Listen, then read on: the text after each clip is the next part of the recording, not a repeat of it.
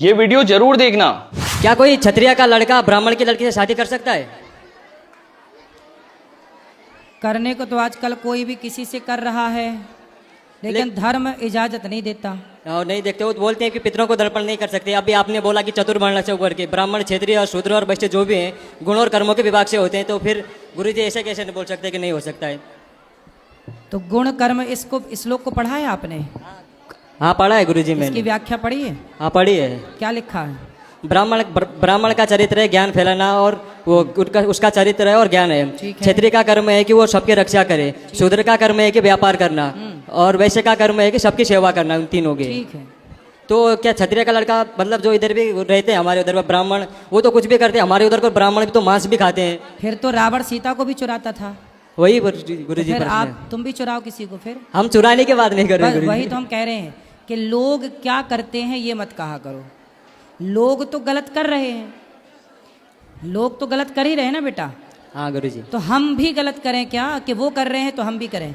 नहीं वो नहीं था गुरुजी। इसलिए हमारे जो परंपराएं हैं, ब्राह्मण का विवाह ब्राह्मण में हो, क्षत्रिय का क्षत्रिय में, वैश्य का वैश्य में, शूद्र का शूद्र में, हाँ गुरुजी। तब जाके व्यवस्था बनेगी। हाँ गुरुजी। यदि मनमाना किसी का किसी से कर दोगे तो वर्ण संकरता फैलेगी, और वही वर्ण संकरता समाज को हानि पहुंचाएगी। और दूसरा प्रश्न मेरा ये था फिर गुरुजी। पितर कहते हैं पितृलोक भी पानी नहीं लेते वर्ण शंकरी समाज हाँ से। नहीं दे सकते पितरों को, फिर पिंड भी नहीं दे सकते उसमें हाँ, फिर। हाँ। इसलिए जमाना मर्यादा बिगाड़ रहा है, बिगाड़ने दो, हम तुम ना बिगाड़ें। उन्हें ज्ञान ना होगा पर हमें और आपको तो ज्ञान है, इसलिए हम आप बच के चलें। बस कौन क्या कर रहा है सबके ठेकेदारी अपन बिल्कुल ना लो, क्योंकि समाज में बहुत लोग 99% लोग गलत ही कर रहे हैं, इसलिए सबका अपन क्या ठेका लें। तो दूसरा प्रश्न मेरा यह था कि बोलते हम शरीर यहीं छूट जाता है, आत्मा जाती है अपने कर्मों के हिसाब से उधर स्वर्गलोक में सुख भोगने या पाप लोक में अपने कर्मों का उगड़ने के लिए। तो आत्मा को तो सुख दुख कुछ भी नहीं होता, तो उधर स्वर्ग में सुख कैसे भोगती है और नर्क में यातना कैसे भोगती है गुरुजी? आत्मा को सुख दुख नहीं होता, पर ये बताओ कि आपको सुख दुख होता है कि नहीं? हाँ होता है हमको। किसे होता है? मन जैसा रहेगा वैसे ही, मन को सुख लगेगा तो सुखी रहते हैं, दुखी रहता है तो दुखी रहते हैं। हाँ। इसी को कहते हैं सूक्ष्म शरीर। हमारे पास 3 शरीर होते हैं। एक स्थूल शरीर जो आपका शरीर दिख रहा है, जो हमारा शरीर है ये स्थूल है। एक शरीर होता है सूक्ष्म। जब आप सोते हो ना तो आप सपने में देखते हो कि हम वृंदावन आए, फलाने से मिले, तो आप तो बिस्तर में सोए थे घर में, पर सपने में आप वृंदावन आ गए। तो कौन आया? आप ही तो आए। हाँ पर सपने वाले शरीर को भी तो कुछ नहीं होता है ना सपने गुरुजी? वाले शरीर को सूक्ष्म शरीर कहते हैं। हाँ, उसको भी तो कुछ नहीं होता है, आवाज कोई भी अभी करते अभी हैं। बताएंगे उसे क्या बोलते हैं? सूक्ष्म शरीर। सूक्ष्म शरीर। एक और शरीर होता है कारण शरीर, जिसके कारण हमें मनुष्य का जन्म मिला, या कुत्ते का मिला, या स्त्री का मिला, या पुरुष का कारण। तो जब हम मरते हैं तो हमारा ये शरीर तो चिता पे जल जाता है, तो यमराज किसे लेकर जाते होंगे, नरक या स्वर्ग? हाँ वही प्रश्न। वही है सूक्ष्म शरीर, जिस शरीर से आपने सपना देखा था। सपना जब आप देखते हैं तो सपने में सुख भी होता है और दुख भी होता है। सपने में तो शरीर को सुख या दुख नहीं होता ना गुरुजी, उसमें आप सपने में जो मेरा शरीर है उसको आप कुछ काट भी दोगे तो दर्द नहीं होगा गुरुजी।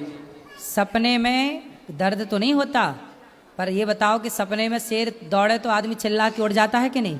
हाँ उठता है। फिर सपने में रोता है कि नहीं, हंसता है कि नहीं? हाँ या ना? सपने में भी आभास तो होती है ना बेटा। कई बार सपने में स्वप्न दोष होता है। क्यों हो गया? वहाँ तो कोई स्त्री नहीं थी, वहाँ तो कोई स्पर्श के लिए नहीं था, फिर क्यों आपका स्वप्न दोष हो गया? क्योंकि स्वप्न में भी जो आप क्रिया करते हैं वो शरीर प्रभावित हो रहा है। हाँ या ना? तो शरीर तो ये मर जाएगा, जल जाएगा, पर जो सूक्ष्म शरीर है, उस सूक्ष्म शरीर 4 चीज़ों से मिलकर बना है। मन, बुद्धि, चित्त, अहंकार। कबीर जी कह रहे हैं कि माया मरी न मर मरा, मन मरा मर मर गया शरीर, आशा तृष्णा ना मरी, कह गए दास कबीर। तो हमारा जो मन है वह मन ही यमदूत पकड़ कर ले जाते हैं, वही स्वर्ग नरक का भोक्ता बनता है। और जब अगला जन्म मिलता है आपको तो वही सूक्ष्म शरीर लेकर आप फिर पैदा होते हैं। ये शरीर बदलता है पर सूक्ष्म शरीर कभी नहीं बदलता। तो एक और लास्ट प्रश्न था मेरा गुरुजी, जो भी महिलाएं हैं तो वो उनका मानसिक धर्म होता है, तो उसमें उनको अपवित्र क्यों बोला जाता है गुरुजी? अपवित्र नहीं महिलाओं का बोला मानसिक जाता। धर्म होता है जो। अपवित्र नहीं बोला जाता। हमारे उधर वो पूजा नहीं कर सकते, खाना सुनो। वाने को छू नहीं सकते कहीं भी। ऐसा है ना, उसका बेटा एक साइंस है, विज्ञान, समझते हो ना। हाँ समझते हैं गुरु जी। आज के 100 साल पहले क्या पक्के घर होते थे?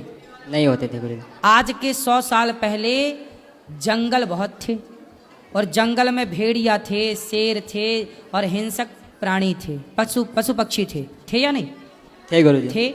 उस जमाने में महिलाएं जो हैं आज की तरह ना, जैसे स्त्रियां जब मासिक धर्म आता है तो आज ना बहुत सारी व्यवस्थाएं हैं मासिक धर्म को, वो ब्लड जो निकलता है उसे रोकने के लिए। उस जमाने में ना पहले ऐसी सुविधाएं नहीं थी। क्या होता था कि महिलाएं कपड़े का प्रयोग करती थी आज के 100 साल पहले मासिक धर्म में, रक्त के संचार को रोकने के लिए कपड़े का। फिर वो कपड़ा कहीं ना कहीं धो करके सुखाती थी। तो जो भेड़िया होता था या हिंसक प्राणी होता था, पशु पक्षी, वो खून की गंध कई किलोमीटर दूर से पा जाता था। तो जैसे ही महिलाओं को मासिक धर्म आया तो वो महिलाओं के जो खून निकला, उस खून की गंध से वो आ जाता था और महिलाओं को अटैक करता था। इसलिए हमारे पूर्वजों ने कहा कि जब मासिक धर्म आए तब तुम्हें घर से बाहर नहीं निकलना है, तो गुरु जी मंदिर नहीं जाना है, उस समय कार्य नहीं करना है, ठीक है। इसलिए रोक दिया गया। उस समय महिलाओं को दर्द भी होता है कमर में, पेट में, पीठ में, तो आप रेस्ट करो 4 दिन 7 दिन जो भी हैं। अब रही बात पूजा की, तो पूजा आप बिस्तर पर पड़े पड़े मासिक धर्म में उस समय भगवान का स्मरण करते रहिए। भगवान का स्मरण करने का थोड़ी मना किया है, भगवान का चिंतन तो आप किसी भी हाल में कर सकते हैं। भगवान को स्पर्श नहीं करना, उसकी भी एक मर्यादा है।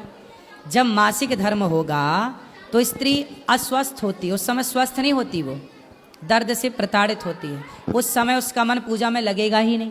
तो उसके लिए कहा कि भाई तुम्हारा मन लगना ही नहीं है तो आप पूजा ना करो, चुपचाप बैठ के केवल कमरे में भगवान का ध्यान करो। तो उस समय ध्यान की है, स्पर्श की पूजा का विधान नहीं है। और सुनो, पहले के टाइम पे तकलीफ क्या थी कि घर में पानी भी नहीं था, कुआं जाओ साफ करने के लिए। अब देखो महिलाओं को रक्त संचार जब होता है तो 2-2 बार 3-3 बार उसे साफ करना पड़ता है।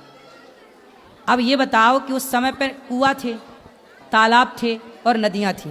घर में टोंटी वाला पानी तो नहीं था कि नल खोल और पानी घर पे अवेलेबल था।